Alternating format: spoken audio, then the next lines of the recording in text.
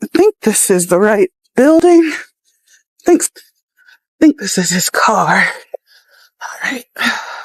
Let's see how this goes.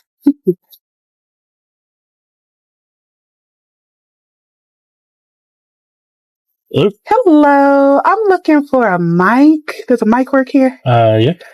Can I speak to him? Sure. What's this about? Are you Mike? Yeah. Can I step inside? It's cold. Sure. Thank you. How you doing? Nice. So, a couple days ago, you left a comment under somebody's comment section. Uh-huh. Do you remember that by any chance? Not really. It was regarding Tennessee District 7. Yeah, well, John, you don't know me. I don't know you, but I was that person that you commented under.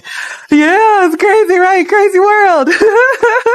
But I just wanted you to know, you see how easy I found you? It's not cool, right? No. Yeah, so I'm going to give you the opportunity and apologize, or I'm going to show your wife the ground that account I found. How do you feel about that? Not good. Right. It's crazy world out here. So I did make this apology. In case, you don't have to. I understand it's hard, but all you have to do is read this nice little apology I wrote. Thank you. Go ahead.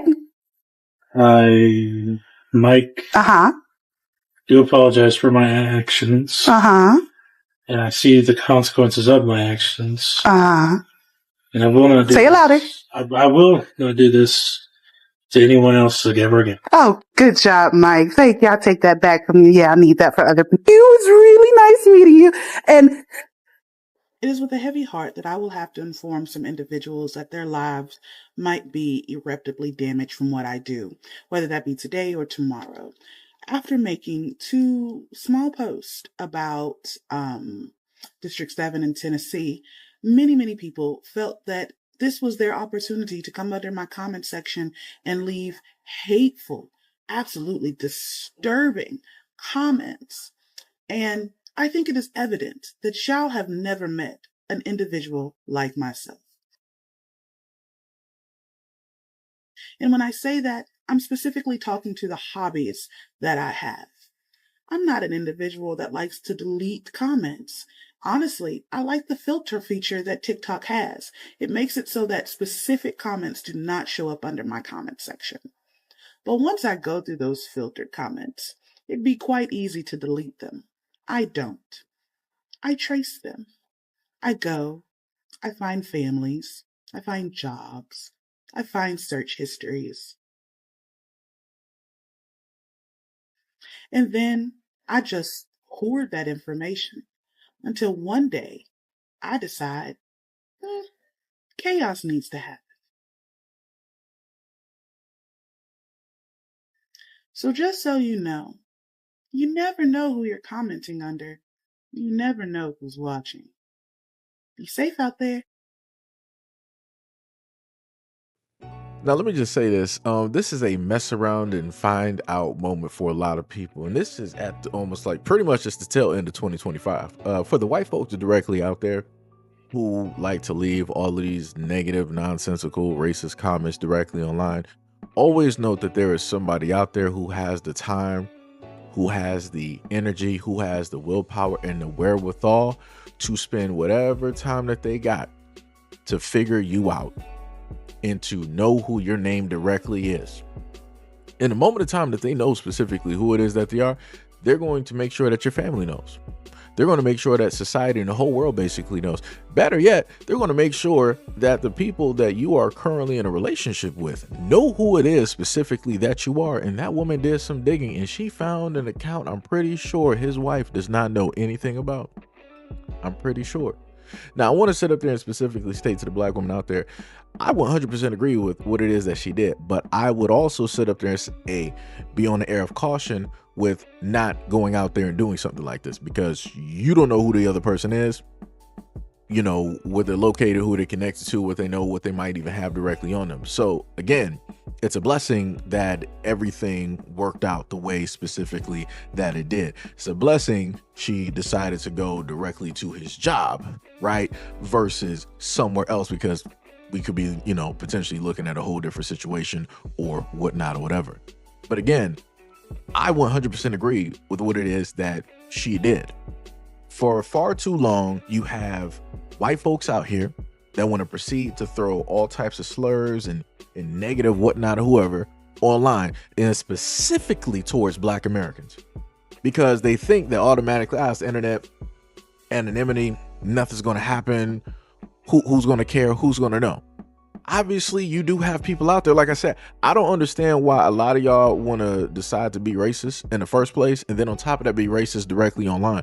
You have people on TikTok who find out who people are for free. They're not getting paid by the government. They're not getting paid by the local government. They're not getting paid by another country's government. They're doing this because they love doing it. That's dangerous. Do you not understand that? She's basically one of those people. She had the time. She had the money. She had the energy. She drove 3 hours away from her home, away from her work, away from her family, away from her safety, in order to go see somebody who wanted to be racist online. For the white folks out there, I need y'all to understand, like, yo, this is how easy it is.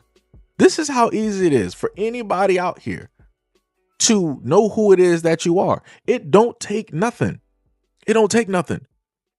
All you have to do is just stop being racist. Or if you are racist, keep it to yourself. That's all you got to sit up there and do, because you're going to inevitably meet up with the wrong person.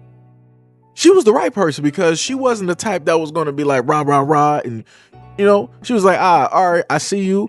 We're face to face. Now let's see if you're going to speak that exact same way. And 9 times out of 10, as she proved, whenever they're racist online, they're not going to be the exact same way in real life. Because if that guy was actually about that life, he would have been standing 10 toes down, being racist as all get out on camera.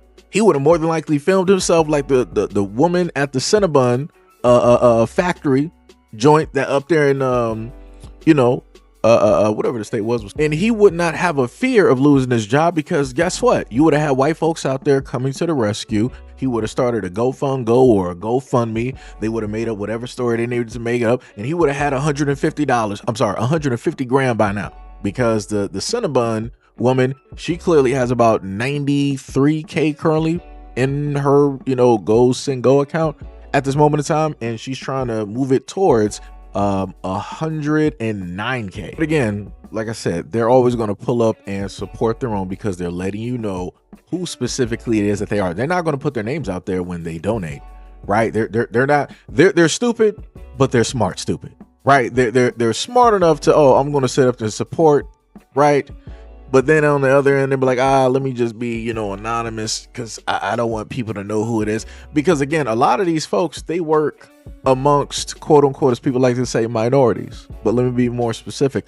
A lot of these folks may have Black family members, right? Quote unquote, mixed grandbabies. A lot of these folks who want to stay anonymous and donate to people like this and help out and support people like this, they also have spouses who are Black. It don't matter if it's male or female. They got spouses that are Black. Right? They got Black co-workers, right? The mailman's Black, cable guy is Black, Amazon delivery driver, USPS, Black, right? So they don't want to specifically put their names out there, because they understand the type of attention that would specifically draw, and how it is that would affect their living situation, aka their job, aka their, bottom, right? When it deals with the finances, right? So they're going to stay anonymous, just like, this guy thought he was, I guess, in a sense, anonymous, or he at least thought that nobody was going to, decide to pull up to the scene and do this, right? So now at the moment in time, this woman has her page blocked, and supposedly there's talks of some type of legal trouble that she's having, because she went to go see him and basically had him do this apology and all these things. Like I said, you play stupid games, you win stupid prizes. Like, you don't be racist online. Just don't do it. That's all you have to sit up there and do.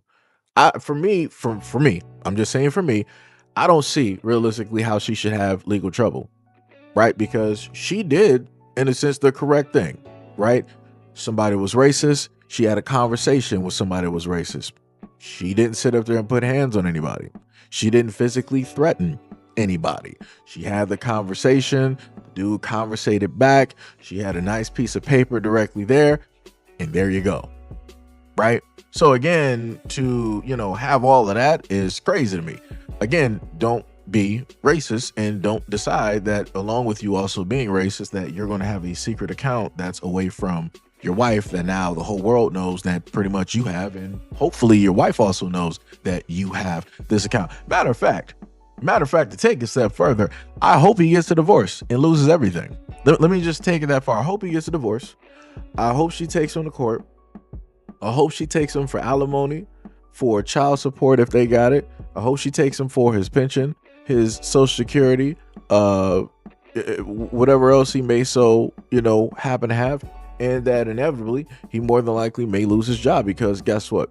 He's a racist. And 9 times out of 10, most jobs don't want to associate their branding, their names with racist, because that's a bad look. And even if their brand has nothing to do with black folks at all, it's a bad look, because other people who may be for the demographic that their business is pushing directly towards, they may have family members who are black, or as people like to say, minorities.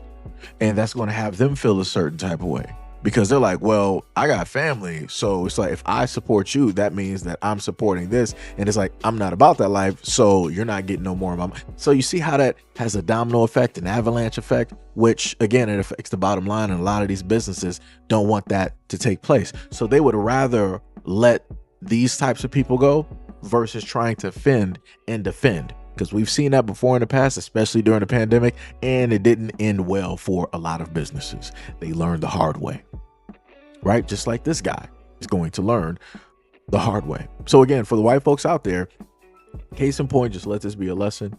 Just don't be racist. I know it's very hard to do.